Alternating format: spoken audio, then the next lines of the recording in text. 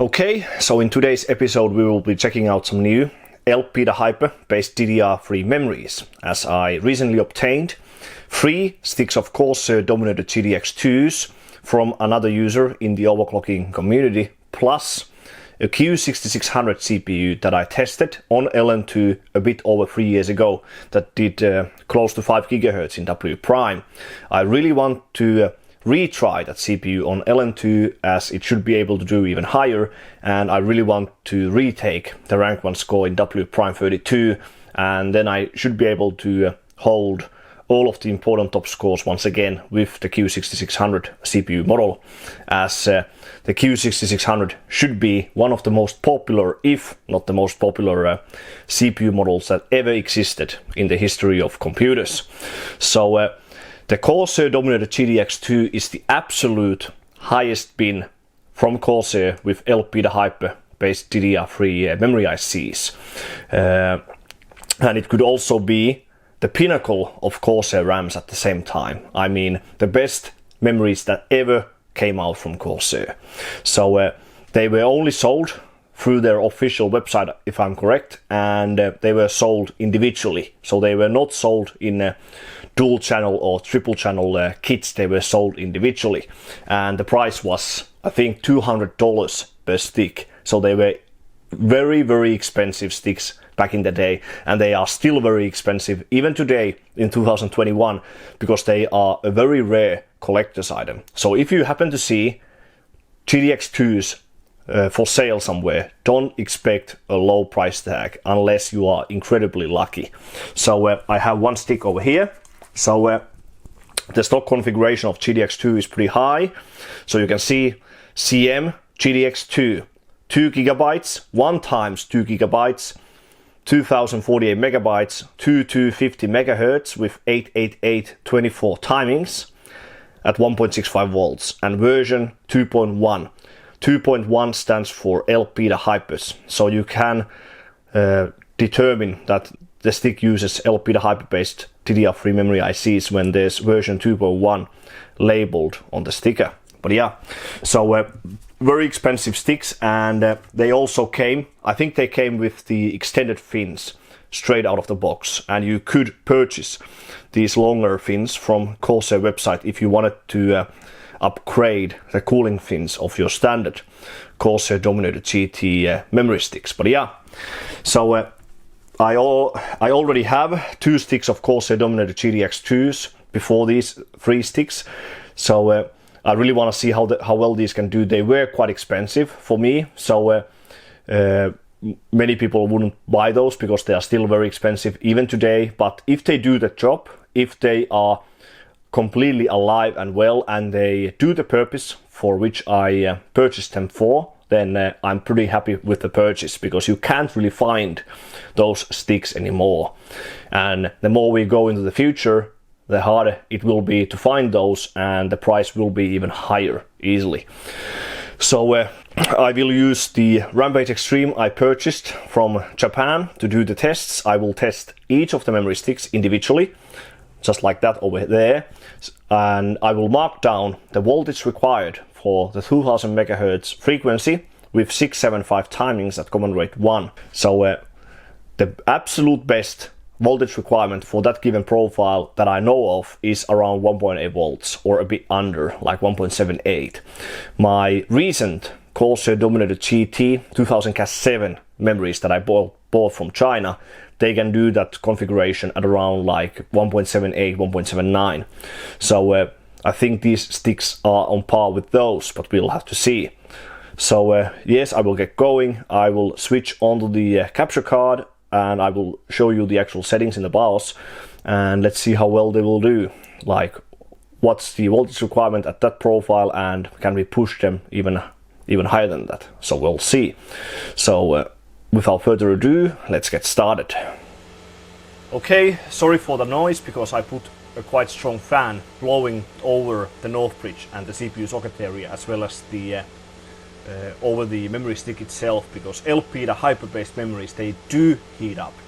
So compared to modern DDR4 sticks and some of the newer DDR3 IC models, Elpida Hyper based DDR3 sticks, they actually do heat up if you don't have any airflow over them, if they just sit without any airflow for long periods of time. So let's go to the BIOS by pressing F1, and let's see if I have the binning profile still over here. Bin, so 500 base clock, 9 multiplier, that's 4.5 gigahertz on the CPU, 200 strap, 2000 megahertz, 675. Let's put 18. That doesn't really affect the voltage requirement that much. The sub-timings, they do set quite well on their own. SKUs auto, disable on these. Performance level 5. EPU power full phase, that can be a 1.4. Just in case, 1.35 maybe, 1.43. This depends on your motherboard. Some boards, they really like very low value for this particular FSP level with these timings and performance level 5. Some boards might need 1.55, well beyond 1.6 or even 1.7, and some boards don't do this at all, and there are many of those boards that don't even do this kind of memory levels at all, not to even mention this tight performance level. So just saying, but this board really likes low North Bridge voltage, even at well beyond 2100 megahertz. It really likes to stay at around like 1.43, 1.45. Let's put 1.82. So these are the settings. Disable all of the useless devices for this purpose. So yeah, let's just F10, save and exit, and let's see what happens. If you cannot do 18, just raise the TRAS to 20, but usually 18 should be doable at 2000 megahertz. The first stick was easily able to post and boot these settings, so 4.5 on the CPU, 2675 1872 command rate 1, 1.82 volts on the memory. And SPD, if you look at slot number 2, we can see GTX2. Now there are two different SPDs for the GTX2, and I'm not certain, or I don't know what's the difference between the two. There's the GTX2 and then there's CM GTX2A.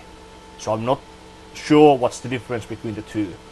Some people say that the GTX2 SPD is faster than the SPD of the Dominator GT, like Dominator GT 2000 Cas7, 2000 Cas8, 1866 Cas7.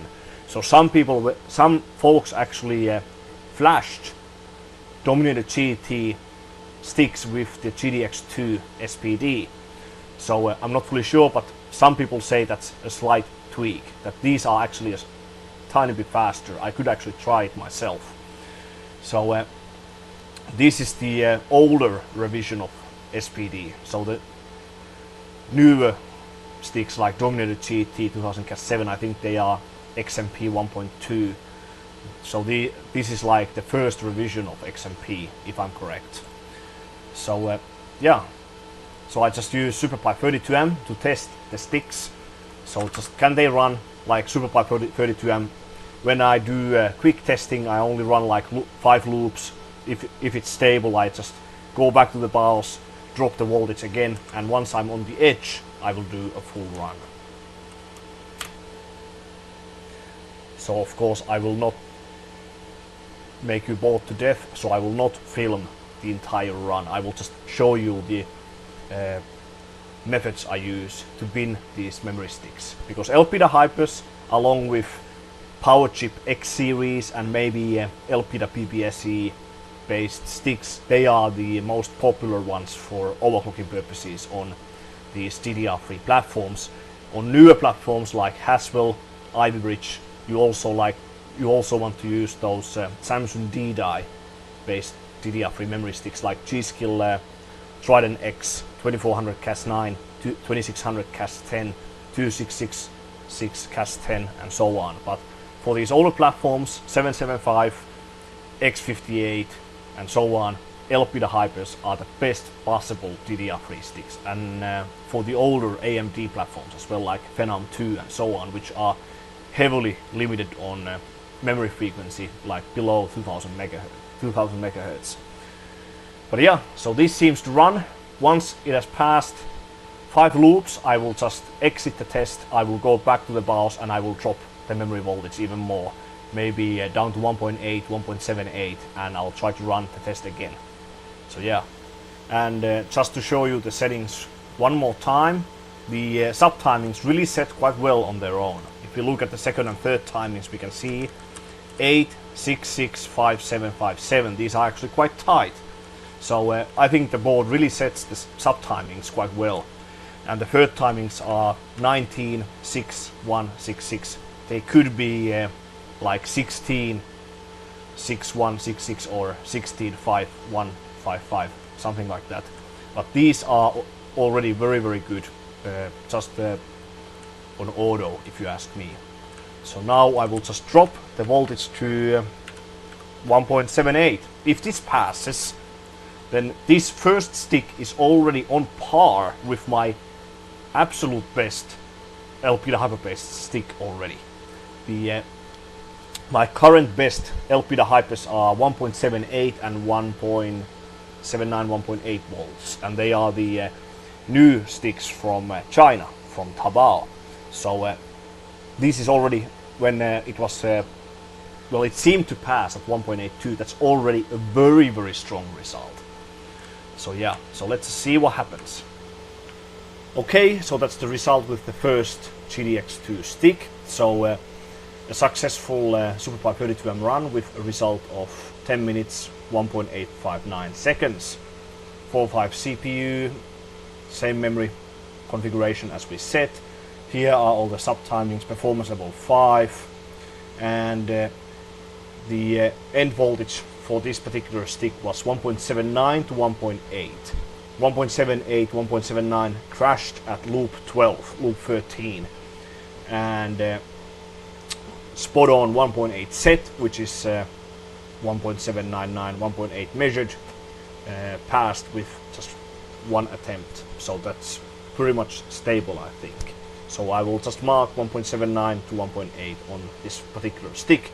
So yeah, let's just move on to the second one.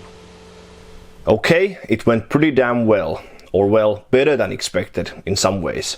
So I tested each of the memory sticks with those settings I showed you in the BIOS, so 67518 common rate 1, timings at 2000 megahertz, and the voltage requirement for each stick was 1.78 for the best stick, then 1.78 to 1.79 for the second best stick, which is on the channel B over there, and the voltage requirement for the third best stick, or the worst stick, was 1.81 volts. So that's pretty incredible result. The best voltage requirement for that particular profile, at least that I know of, is around 1.8 volts, like 1.78. My quite recent Dominator GT 2000 Cas7 sticks from China can do that same configuration at around like 1.78, 1.79, so they are pretty much on par with these particular sticks over here. But they might have a bit better TRCD limit, so the voltage requirement for that given configuration is not all. The TRCD can vary quite a lot, and there's also the factor of scaling, that how far can they actually scale with voltage on air and on sub-zero cooling. And that's where the biggest surprise of this testing actually was. So I tried to push the memory speed on this particular motherboard once again. So this is the Rampage Extreme from Japan, which I recently purchased.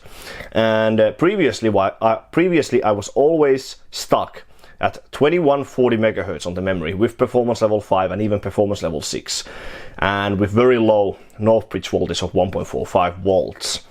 I spent like 2 or 3 days tuning the board, trying to find different settings, trying to find different options to get more on the memory, and suddenly I found a way to get more, and I was able to push these 2 sticks of memory, and I'm pretty sure it's even possible with the third GTX2 and even with the Dominator GTs from China, to 2000 megahertz memory frequency with performance level 5, with pretty much the same timing configuration as what I used at 2000 MHz. So 67521, TRFC of 60 and command rate 1.